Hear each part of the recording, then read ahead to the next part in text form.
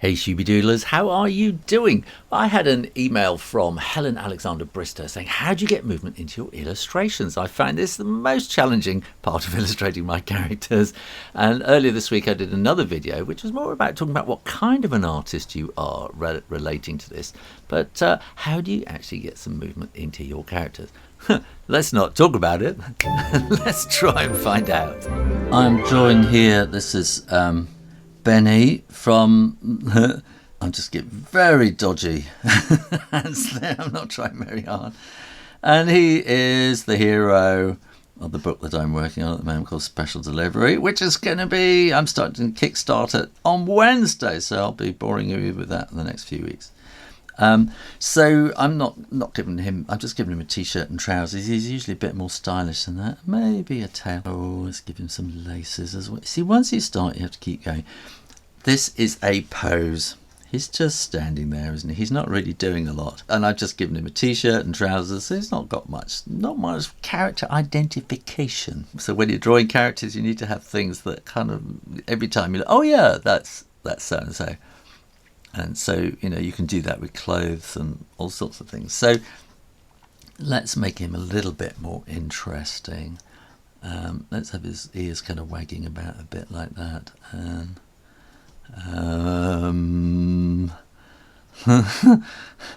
so I'm doing, this is live speed. So let's do more expressive eyes. The little dots here, that's kind of very simple.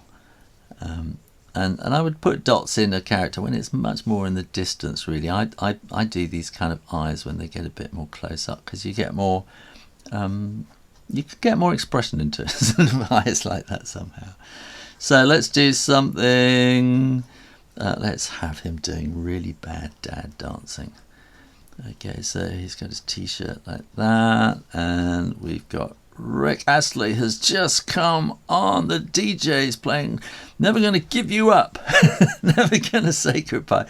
Yeah, Benny wants to get on the dance floor. So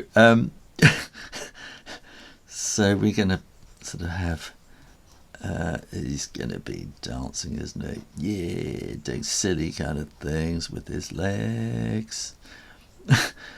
And diddly-ding, and his tail's going to be quite sprightly.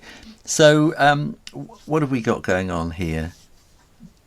You couldn't possibly stand up straight like that, so it's obviously not a pose. It's a thing that humans do. You can interpret pictures. Remember, you have an audience for your pictures, and they are going to interpret what's going on here, and they're going to interpret this on their understanding of the laws of physics. You couldn't stand up like that, especially if his toe is down like that, and you put a little bit of shadow there, which means he's just standing on his toe. And so all the physics is coming right down onto that point there, vertically. Gravity is dragging you down. But he's leaning back. So in theory, he should fall over, but he's not going to, because he's kind of dancing, and he's in a movement. He's moving this way. And you can add a little bit of help to that by maybe moving him like that with little whoosh marks, and his ears are going to be flopping about a bit as well like that. So you're getting that kind of movement. With other cues you could make it completely different. So, you know, I don't know, if you make it sort of a snowy scene in the background and that this is kind of ice, then he could be skating, couldn't he? And you know, and you want lots more whooshy marks that he's skating across that way. And the speed and the momentum are counteracting the gravity, which is trying to make him fall backwards. Now let's try something else. So now he's going to be running,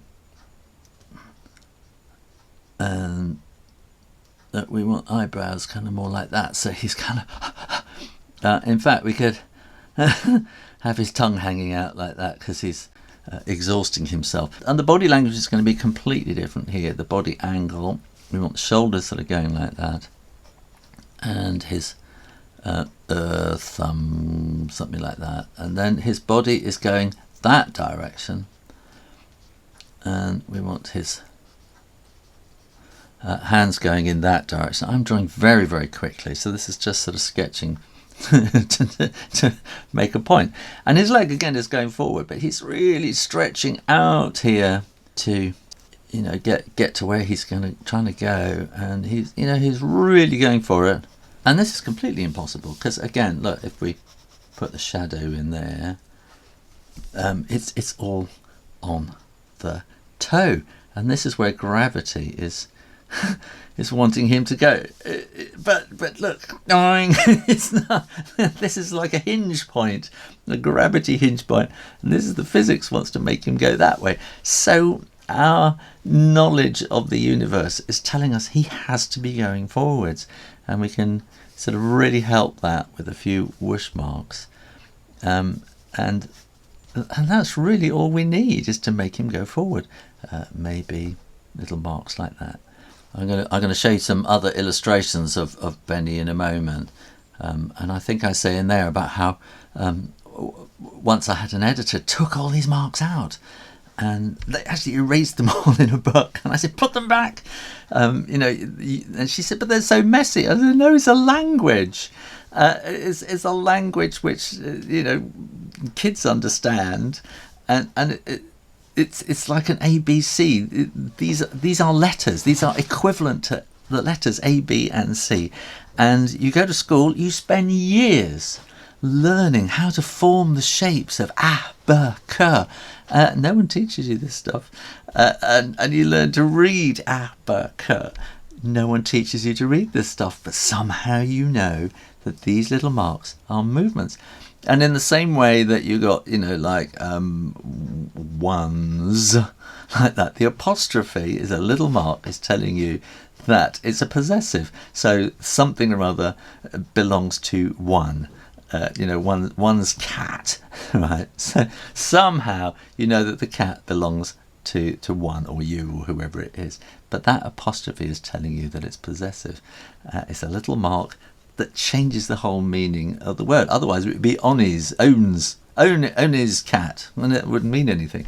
So these are like punctuation marks, I suppose, in illustration. They don't appear in portrait paint or anything like that, but it's very much a sort of a cartoony illustration kind of punctuation, grammar.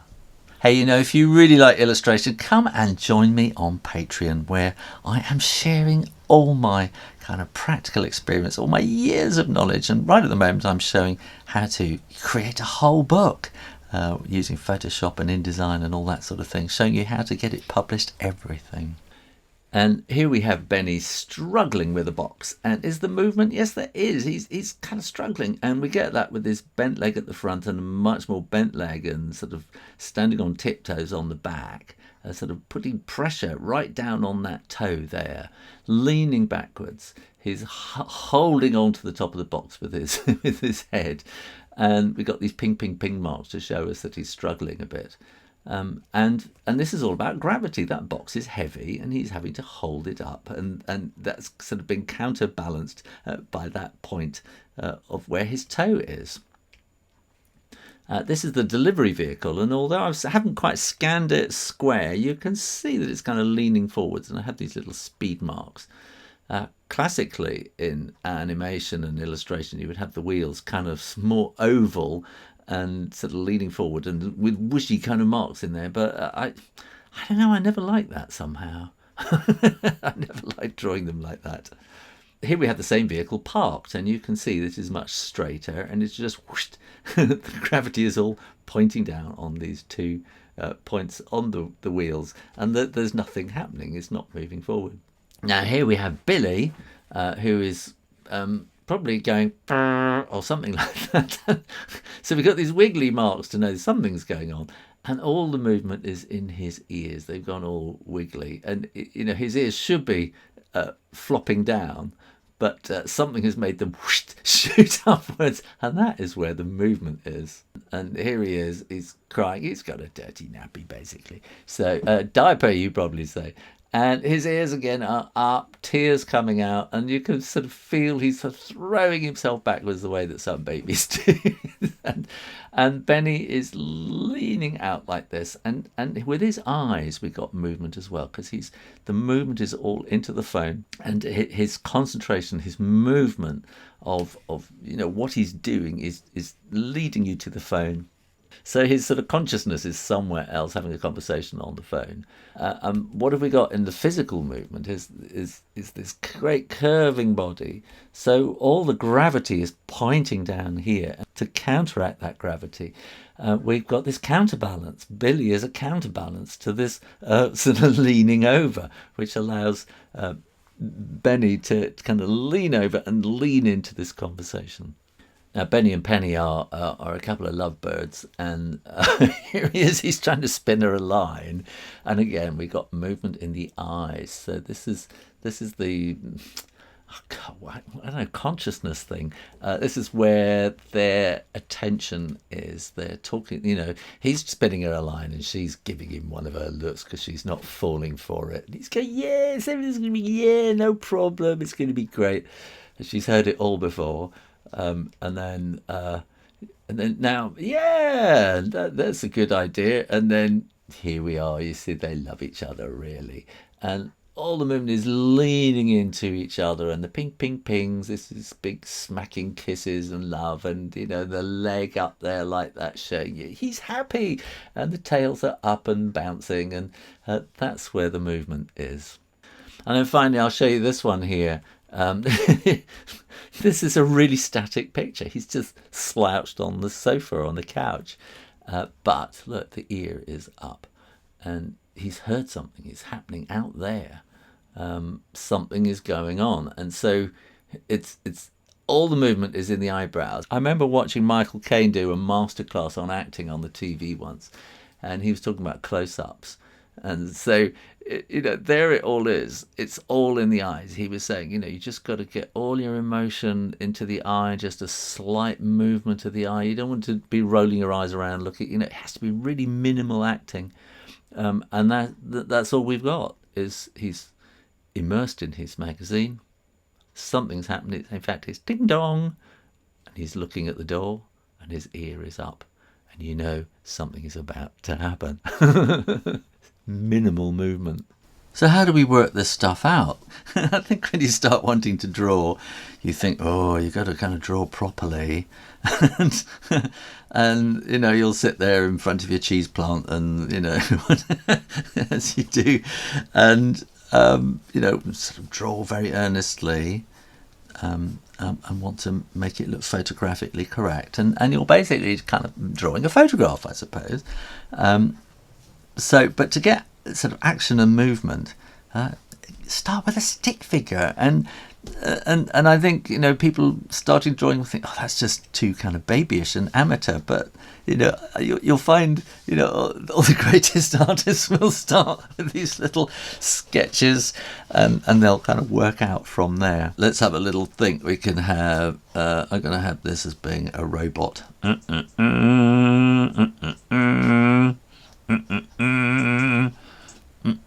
going to put a little expression like that. And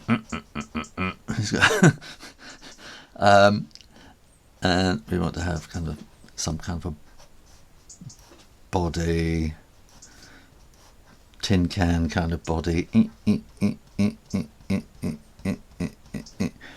And then I will give him eyes, because he looked a bit blank otherwise. Eyeballs. You see, this is another thing that adds to the whole thing with a character and movement, is where I place the eyeballs. So he's kind of looking down here somewhere, and so let's have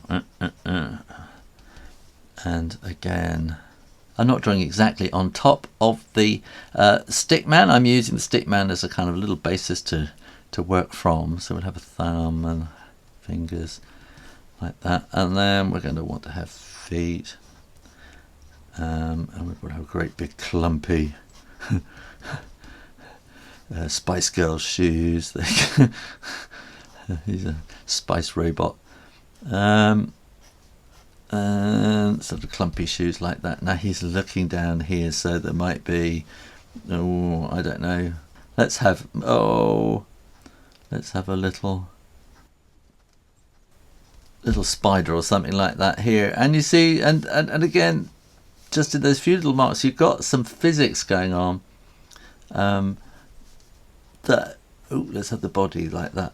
That he's kind of leaning backwards a little bit, arms in the air. Ugh! And let's have his running along there. There's the audience going along here. And we can have very, very simple. Have somebody looking alarmed and kind of shouting. So it's not just body language here. It's actually expression of the face and emotion.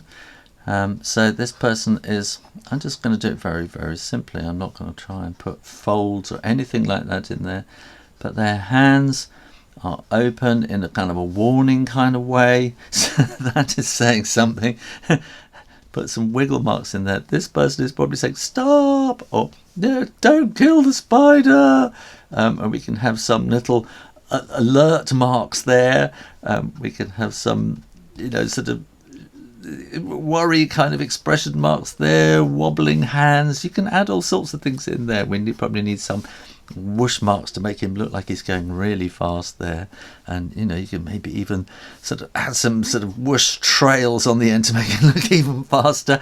And this is a whole language that I don't know, you pick up from somewhere, and and if you really look at other people's cartoons and stuff like that, and analyze them and go, hey, what do they do? What does that mean? Oh, I see, I could use that. And and it's kind of like, as you read a book, you go, oh, that's really interesting, the way they've used that word in conjunction with that word and with that particular kind of grammar. That's how you learn to write. How do you learn all this stuff? I think it's yes, years of practice. It's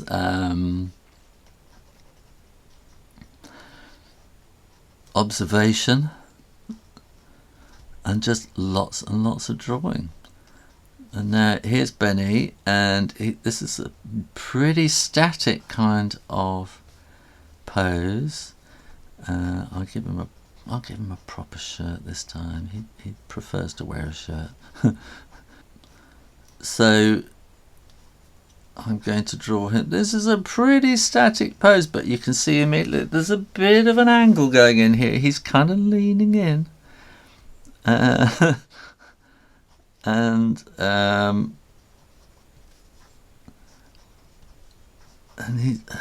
he's I don't know, he could be I don't know what he's saying here. So he could be pointing the way. I think he's heard something. Ding, ding, ding, ding. So he's heard something, and we know that because his ear is up. His ear is defying gravity, and that is movement.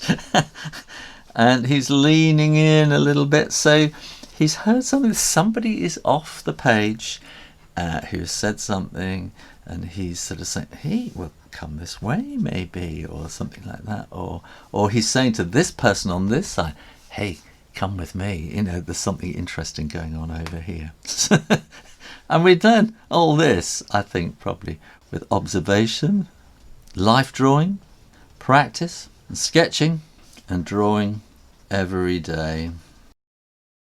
This was a day I spent in London up at the British Museum, and these are really static kind of things here, but you see I'm trying to put a bit of movement in there.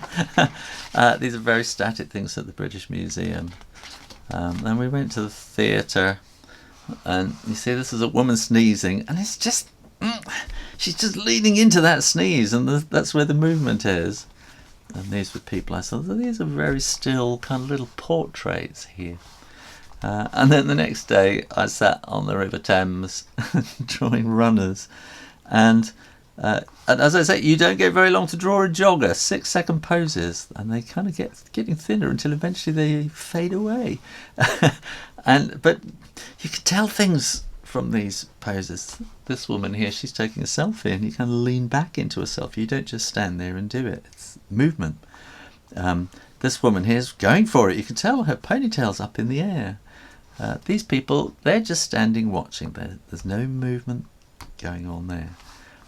These guys are pretty much identical, But here it's got a character identifier stuff going on. This guy's more of a kind of hipstery guy with his beard and any old t-shirt. He's just got up out of bed and started running. Whereas this guy's got up and he's got all the gear and he's going for it. And so you feel he's probably going faster than him because he's more professional. She's got the full leotard on. She's going for it. she's going much, much faster. And some of them are just more earnest. You can tell she's more earnest. She really means it. This guy's just going out for a bit of a jog. This guy's going for it. There are many, many different things that go into the movement, but most of it comes down to observation, life drawing, practice, and sketching. Thanks for watching, and do come along and have a look at my Patreon page, because there's so much more there if you want to do illustration. And in the meantime, keep drawing, practice, and I'll see you next time. You take care now. Bye bye.